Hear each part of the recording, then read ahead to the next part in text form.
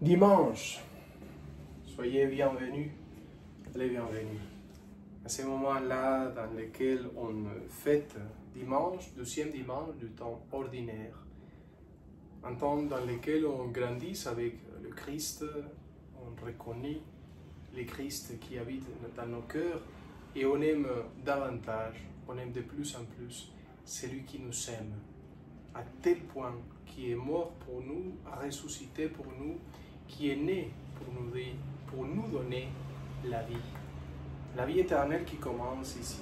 Aujourd'hui, on voit l'évangile dans la messe, on voit l'évangile selon Saint Jean, dans lequel il y a Jean-Baptiste qui est avec ses disciples, deux de ses disciples, et lui, il leur dit, écoutez, là, c'est lui, l'agneau de Dieu, c'est lui qui enlève le péché du monde, c'est lui, le Messie.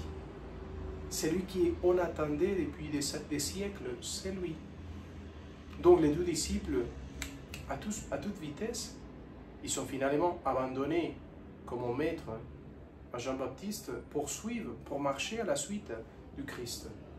Le Christ se rend compte, se tourne, et lui, il leur pose la question, qu'est-ce que vous voulez?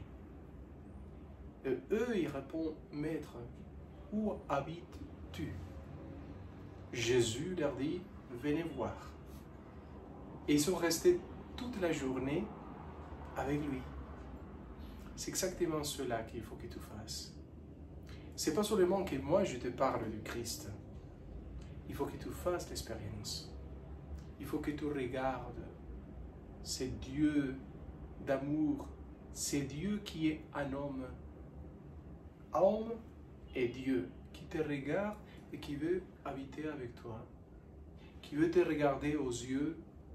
Qui veut partager sa vie, son éternel, sa vie, son amitié. Il veut tout partager avec toi. Il veut rester toute la journée. Tu pourras lui parler. Et lui, il pourra aussi te parler à toi. Et vous faire une expérience d'amitié, d'amour, d'affection tellement grande. Et après, voilà, ils sont restés toute la journée. Ils ont quitté son ancien maître. Et l'autre était tellement humble qu'il n'a pas dit « Ah, écoutez, je suis vraiment blessé, vous m'avez abandonné pour suivre le Christ. » Pas du tout. Il était très content que eux, ses disciples, marchent à la suite du Christ. Tu es également humble,